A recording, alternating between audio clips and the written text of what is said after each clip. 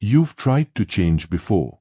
January 1st comes around, you're motivated, you set big goals, and by February you're back to your old patterns wondering what's wrong with you. Nothing is wrong with you. You just don't understand how change actually works.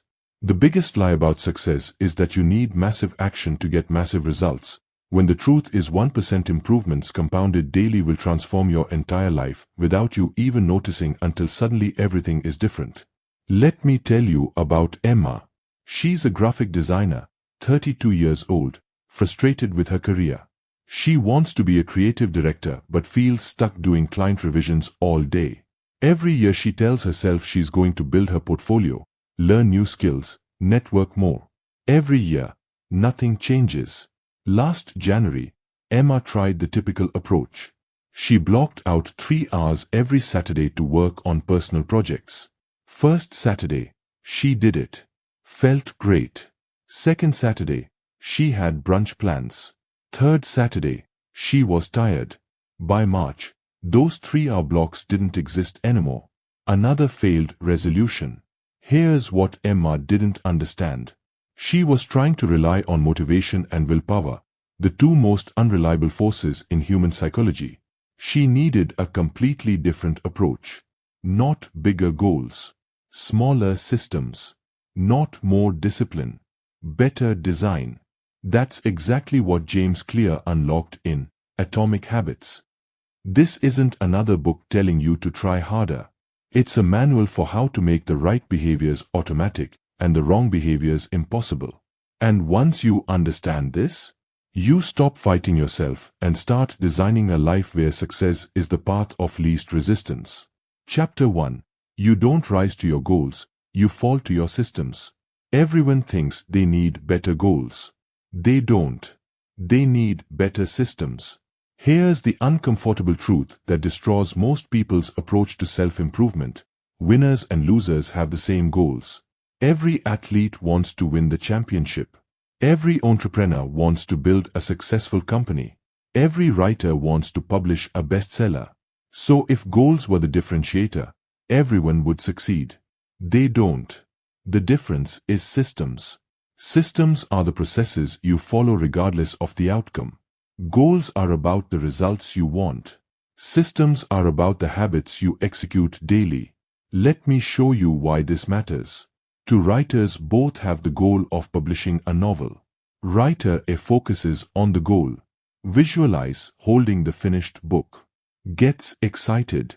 Sits down to write and immediately feels overwhelmed because they're so far from that goal. Writes inconsistently. Quits after 3 months. Writer B focuses on the system. Commits to writing 200 words every morning before checking email. Some days it's garbage. Doesn't matter. The system doesn't care about quality on Tuesday. It cares about consistency. 12 months later, Writer B has 73,000 words. Not because they had a better goal. Because they had a better system. Goals create an either-or situation. You either achieve it or you fail. Systems create continuous improvement. You are getting better every single day regardless of whether you've hit the outcome yet. Here's the trap most people fall into. They set a goal to lose 20 pounds. They hit it. Then what?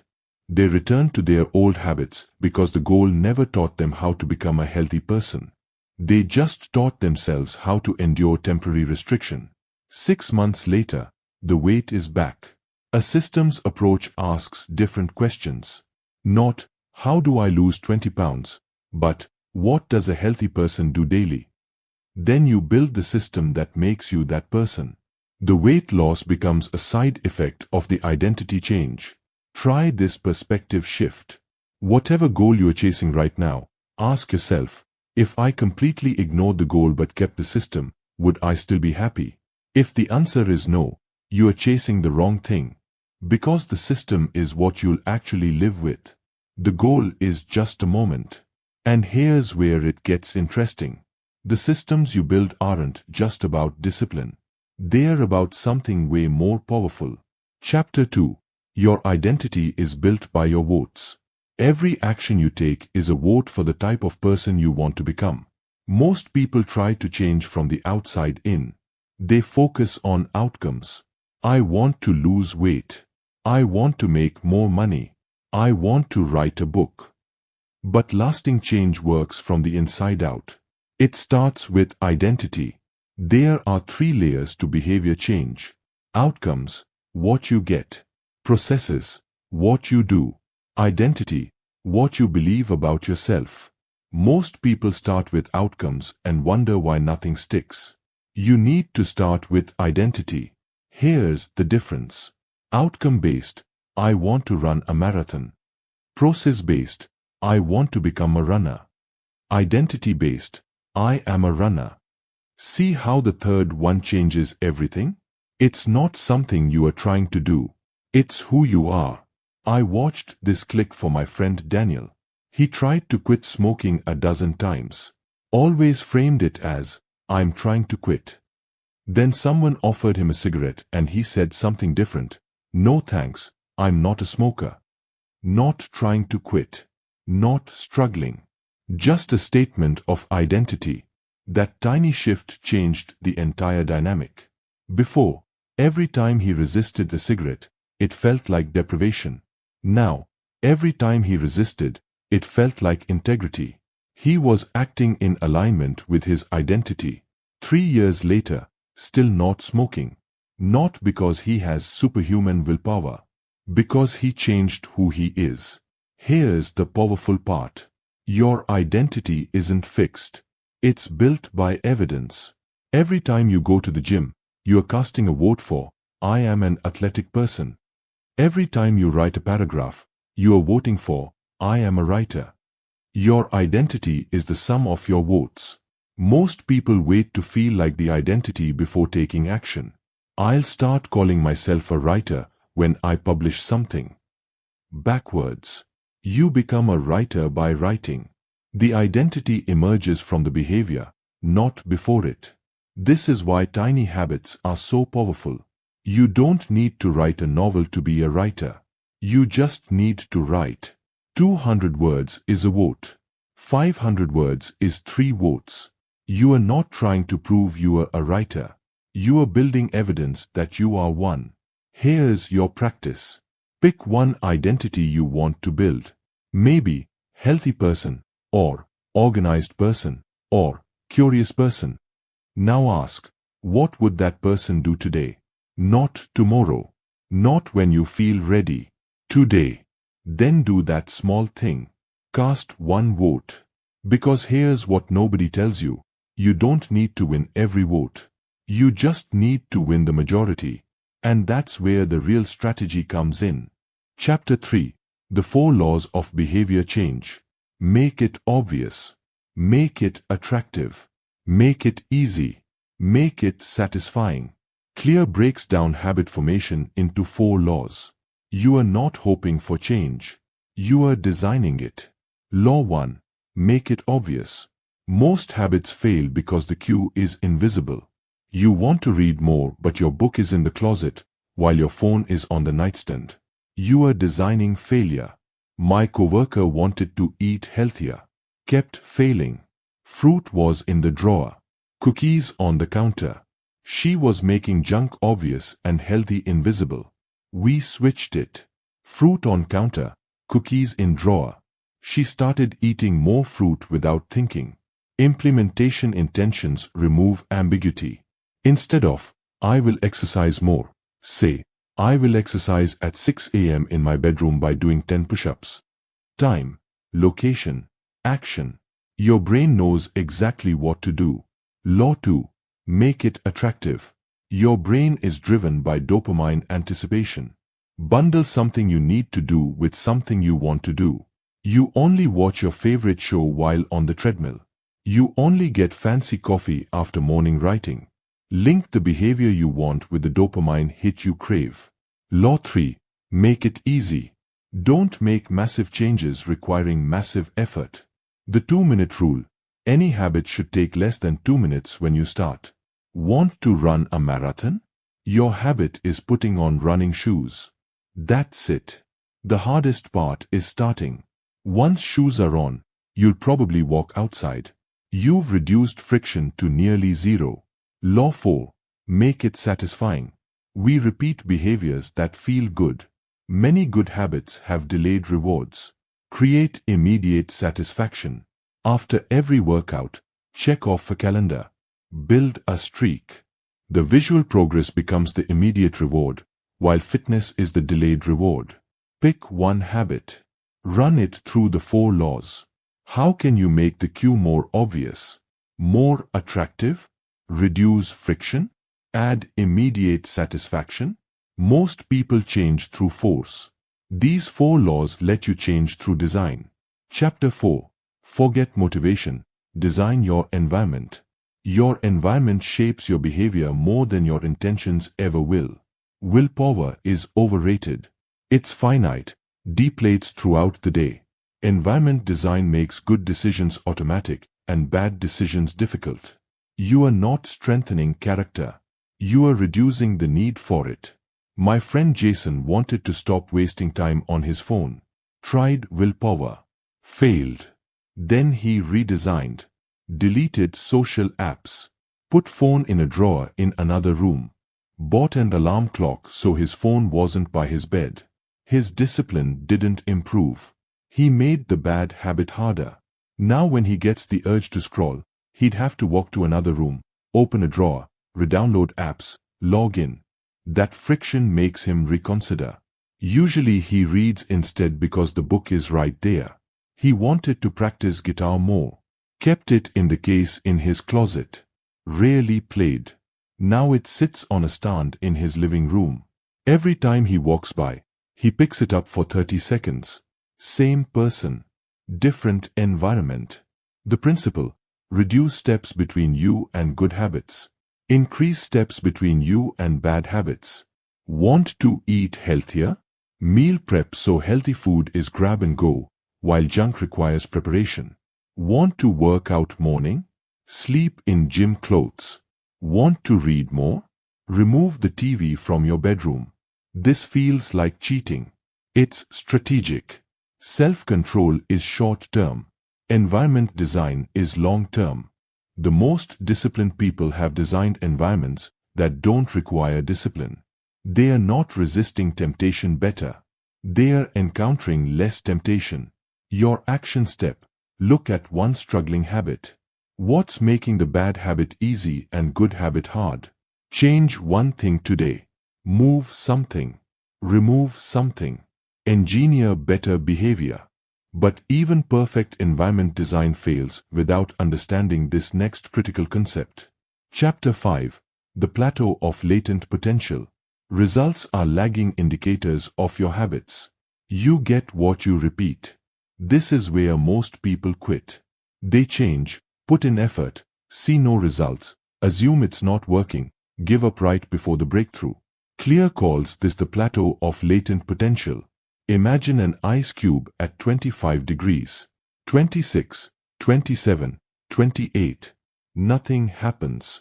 30, 31. Still frozen. 32 degrees. It melts. From 25 to 31, it looked like nothing was happening. But the work was accumulating. At 32 degrees, dramatic shift. Habits work the same way. You work out for a month. See minimal changes. Valley of disappointment. Month 2, month 3, suddenly people notice. The results were always coming. You just couldn't see them yet. Goals create a timeline for results. When results don't show on that timeline, you quit. Systems keep you going through the plateau knowing the breakthrough is coming. I saw this destroy a business. Launched a podcast, 50 downloads first episode. 3 months later, 70 downloads. Quit because it wasn't growing. 6 months later, another podcaster in their niche hit 5,000 downloads using the same strategy. The difference? They didn't quit during the plateau. If you get 1% better daily for a year, you are 37 times better. 1% worse, you decline to nearly zero. Small changes seem meaningless in the moment. They are everything long run. We want linear progress. Real progress is exponential. Invisible, invisible, invisible, then explosive. Your challenge: identify one area where you are in the valley of disappointment. Maybe learning a language for 2 months with no fluency. Maybe creating content for 6 weeks with no traction. Don't change the behavior. Change your timeline. Commit to 6 more months without expecting visible results. When you understand this, you stop quitting things that were about to work. And that's when you need to know how habits become automatic. Chapter 6: The Peak and Rule and Habit Stacking. Your brain remembers the peak and the end. Design both carefully. Let me explain something about how your brain catalogs experiences. You think you remember the average of an experience, but you don't. You remember the most intense moment and the final moment. This is called the peak and rule, and it changes everything about habit design. If you want a habit to stick, you need to engineer positive peaks and positive endings. Working out is a perfect example. Most people end their workout completely destroyed, barely able to walk. Their brain catalogs that as painful. So the next day, their brain resists. What if you stopped your workout while you still felt good? Maybe at 80% capacity instead of 110%. The peak is challenging but manageable. The end is satisfaction, not suffering. Your brain codes this as positive. Tomorrow, it's easier to start again. Same with reading. Don't read until you are bored. Read until you hit an interesting part, then stop there. Your brain remembers wanting more, not forcing yourself through. Next day, you are eager to read, not dreading it. Here's the other technique that compounds effectiveness: habit stacking. You take an existing habit and stack a new habit on top of it. The formula is simple: after I do current habit, I will do new habit. After I pour my morning coffee, I will write 1 sentence in my journal. After I sit down for lunch, I will text one person I care about. After I take off my work shoes, I will immediately put on workout clothes. You are not creating discipline from nothing. You are hijacking existing neural pathways. Your brain already automates the current habit. You are just extending that automation by one additional behavior. I used this to build a meditation practice. Tried for years to meditate. Failed because I never remembered. Then I stacked it. After I brush my teeth in the morning, I meditate for 2 minutes. My brain already automates tooth brushing. Now meditation is just the next step in that sequence. Within 3 weeks, it felt weird to not meditate after brushing. The stack became one unified behavior. Here's what you need to do. Write down 5 things you already do every day without thinking. Morning coffee, checking email, eating lunch, whatever. Now pick one new habit you want to build. Stack it after one of those automatic behaviors. Be specific. After I action, I will new action. Test it for 2 weeks. You are not building willpower. You are building architecture. And once the architecture is in place, the behavior flows automatically, which leads us directly into the mistake that kills more habits than anything else. Chapter 7: Never miss twice. Missing once is an accident. Missing twice is the start of a new habit. You are going to mess up. You'll skip a workout. Forget to meditate. Eat junk food. Break your streak. This is guaranteed. The question is, what do you do next? Most people respond to one mistake by giving up completely. They miss one workout and figure, well, I already broke my streak, might as well start fresh Monday. One missed workout becomes a week off. 1 week becomes a month. They confused a single error with total failure. Clear's rule is simple: never miss twice. Missing once is part of being human. Missing twice is the beginning of a new pattern. And patterns are what define you. Top performers aren't people who never mess up. They're people who mess up and immediately get back on track. They don't need perfection. They need resilience. Here's what this looks like practically. You commit to writing every day. Monday through Thursday, you write. Friday, you are exhausted. you skip. Saturday morning, you have a choice. Most people would think, I already broke my streak, I'll restart Monday. Wrong move. The right move. Write Saturday even if it's just 50 words. Even if it's garbage. Because you are not maintaining a streak. You are maintaining an identity. One miss is a bad day. 2 misses is you questioning whether you are actually a writer. I learned this lesson with running.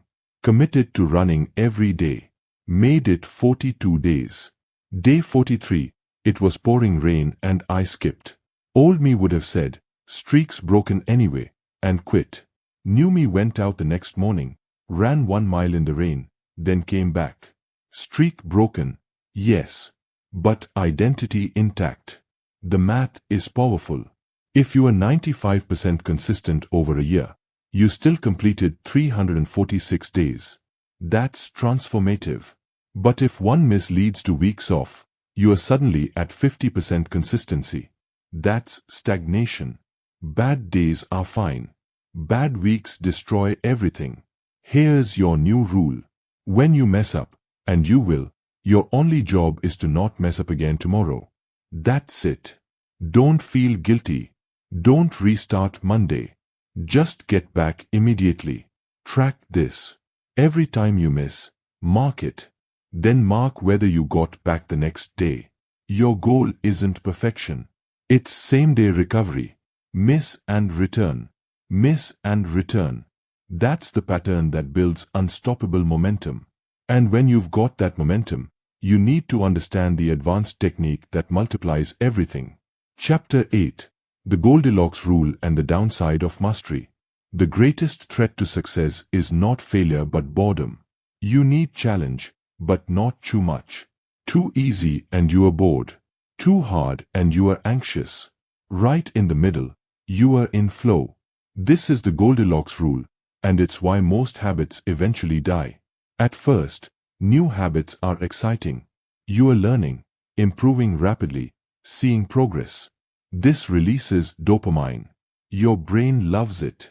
But eventually, you get decent. Progress slows.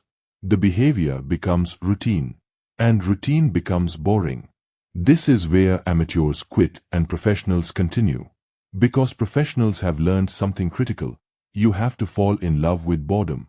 The greatest performers in any field aren't the most talented. They are the ones who can show up when it's boring. When the gym feels like a chore. When writing feels mechanical. When practice stops being fun. Let me tell you about a musician I know. Practiced guitar 4 hours a day for 3 years. Got pretty good. Then hit a plateau. Progress slowed. Practice became tedious. He told me, I don't feel motivated anymore. I asked him, did you feel motivated when you were terrible? He laughed. No, but I was improving so fast it was exciting. Exactly. Motivation isn't what gets you through the boring middle. Commitment is. Here's the framework. Your habits need to be approximately 4% beyond your current ability. Not 10%. Not 50%. Just 4. Challenging enough to maintain interest, but not so hard you give up. If you are learning Spanish and you are at a beginner level, don't jump to advanced podcasts. You'll get frustrated. But don't stay with kindergarten material either. You'll get bored. Find content that's slightly above your level. Stretch, but don't snap. The downside of mastery is that successful habits become invisible. You stop noticing them. And when you stop noticing them, you stop improving. This is the risk of automation. The solution is reflection and review. Once a year, audit your habits. Are they still serving you? Have you plateaued? Do you need to increase difficulty? Are you executing perfectly but without thought? Sometimes you need to add variable challenges. Run the same route but try for a faster time. Write the same amount but experiment with style. Keep the habit but add unpredictability. Your action step. Pick your most established habit. The one that's completely automatic. Now add one small variable to make it 4% harder. Not dramatically different. Just slightly more challenging. Reignite engagement. Because once you've mastered the art of showing up when it's boring, you unlock the final piece that most people never discover. Chapter 9. Advanced Tactics, Habit Tracking and Accountability. What gets measured gets managed. What gets witnessed gets done. You've built habits. You understand systems. Now make them visible and accountable. Habit tracking is simple. Every day you complete a habit, mark it. Calendar, app, journal. The act of tracking provides clear evidence. And evidence builds identity. When you see 60 days marked, you don't want to break the chain. The visual streak becomes its own motivation. Tracking makes you honest. You can't lie to a marked calendar. Data defeats delusion. I tracked my writing for a year. Just word count. Some days 50 words. Some 2,000. Seeing the cumulative total climb was addictive. 90,000 words by year end. A complete manuscript. All because I made the invisible visible. Warning: don't track too many things. Pick 1, 2, 3 max. Tracking should take less than 60 seconds. Second tactic: accountability. Make habits social. Tell someone. Better yet, find someone doing the same thing. Accountability works because humans are social. We care how others perceive us.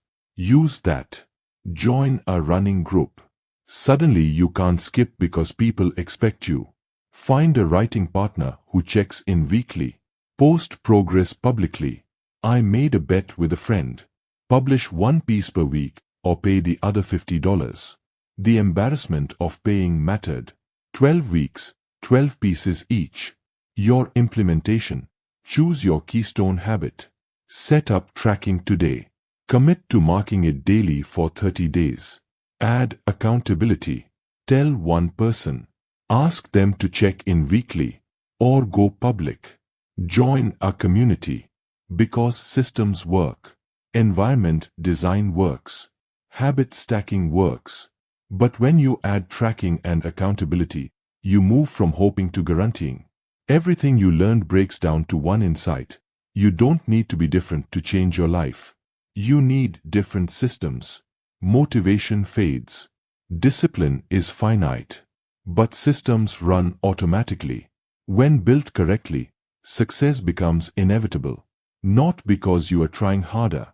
Because you've made the right path the easy path. Emma from the beginning stopped trying to block 3-hour creative sessions. She stacked a new habit. After finishing her last client project each day, she worked on one personal piece for 15 minutes. 15 minutes. Some days she'd go longer. Some days exactly 15. But the system didn't care about motivation. 6 months later, 12 new portfolio pieces. Not because she found more time. Because she used time differently. She got interviews. Got promoted. Through tiny systems compounded. That's the promise. 1% better isn't noticeable today. But 1% better for 365 days?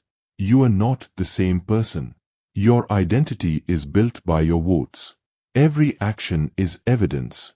The question isn't whether you'll mess up. You will. The question is whether you'll get back immediately. Starting tomorrow, pick one habit. 1. Run it through the 4 laws. Make it obvious, attractive, easy, satisfying. Stack it after an existing behavior. Track it daily. Tell one person. That's the system. Not sexy. Not complicated. Just effective. 30 days from now, evidence. 90 days, momentum. 365 days, you'll barely recognize your old self. Not because you became disciplined. Because you became systematic. Your future isn't built by big decisions made once. It's built by small decisions made consistently. Those small decisions are controlled by your habits. So the real question, what kind of person do you want to become? Not achieve. Become. Design the systems that make you that person. Trust the process when results don't show immediately. The ice is melting. You just can't see it yet. Now go cast your votes.